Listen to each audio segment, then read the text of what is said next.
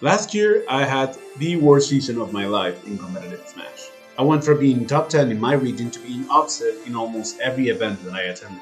Needless to say, people were popping off a lot. However, there was one in particular that really stuck with me. When he beat me, he did the traditional over-the-top scream, but then as he hugged his friends, he started crying. And it wasn't just your regular tear of joy, this person just got reminded by Jinbei what is truly important. This guy just sang "Remember Me" to his great-grandmother and she sang it back.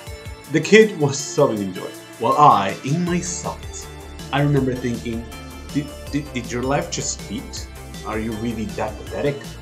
The record was like 1-0 in my favor, there was no storyline, so why the f are you so happy? Have you ever been with a girl before? It's gotta be something better than beating me in round 3 of losers.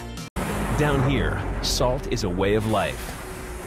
Obviously, the environment down here is all salt. The ceiling's salt, the floor is salt, the walls are salt, and to an extent, the air is salt.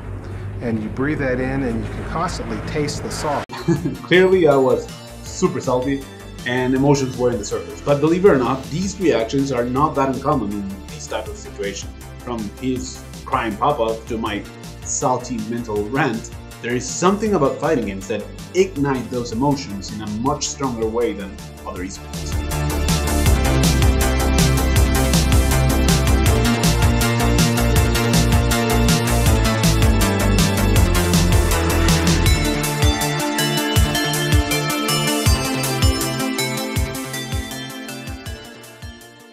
Unlike other popular games like League of Legends or Counter-Strike, fighting games are one person against one person, making it a lot more intimate.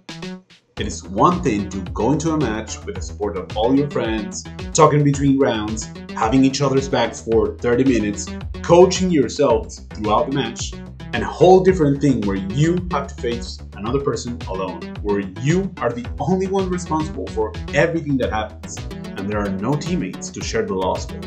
Sports that are 1 versus 1 are more like a conversation, and they are more bound to bring the most out of your emotions, for better or for worse. One of my closest friends has very high emotional intelligence. He always seems composed and logical, even when things aren't going his way. But give him a tennis racket and I'll play him a couple of times and the primitive little kid that's inside of all of us will start to show. In general, the less people involved, the more your true colors will start to show.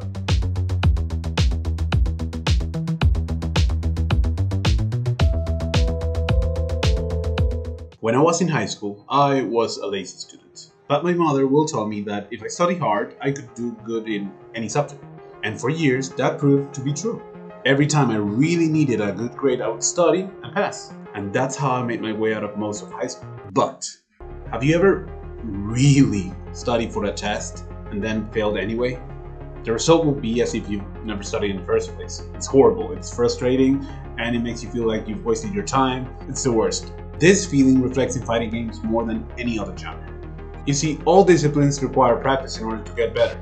But for most esports, practicing means playing the game more. You know, doing what you love, playing more matches, learning to recognize certain situations, and that's it. In fighting games, however, practicing, it's more like doing drills over and over. Why do you think they call it training mode? You gotta practice your bread and butters on one side, practice them on the other side, do corner combos on one side, on the other, practice your block chains, set the CPU to do something and then lab how to counter it again and again, etc. 75% of training doesn't even involve another person. It's you and a tennis ball, polishing your form, you and a punching bag, just teaching your body how to act, but when the actual test comes, you pass the subject. All this sweat and repetition makes it so that winning or losing becomes a lot more personal.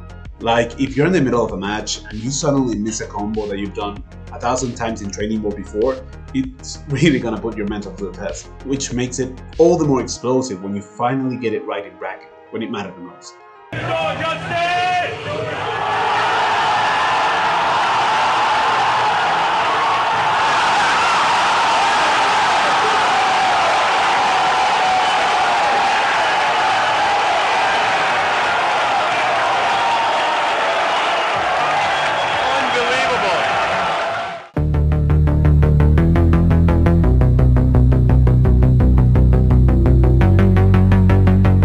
Fighting games are fast-paced.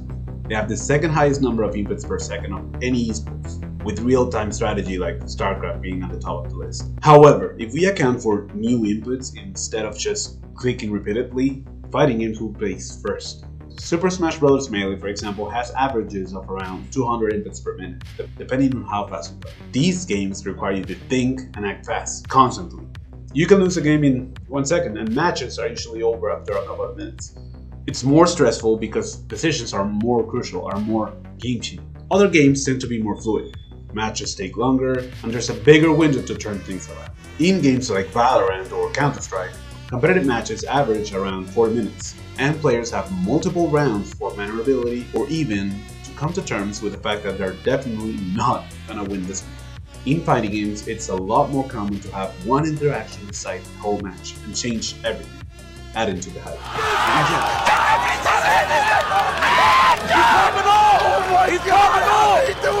That was clutch. Oh my god.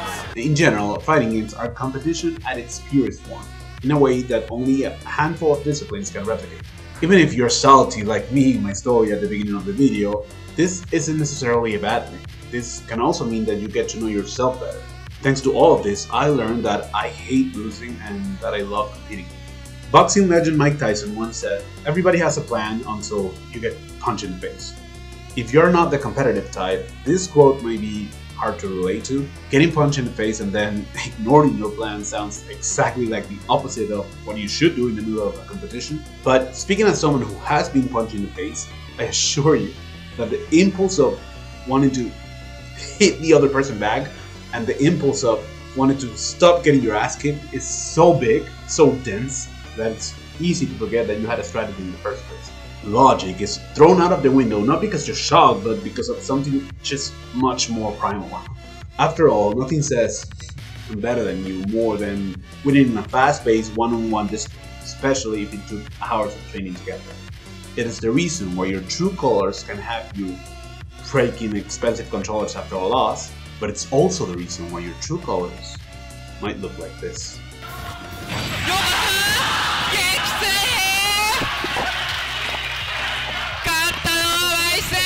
He almost sniped him out of the air. Oh, pivot up tilt! Oh, that 146. Oh, he expected the get up. Yeah, and light start. And I think that's awesome.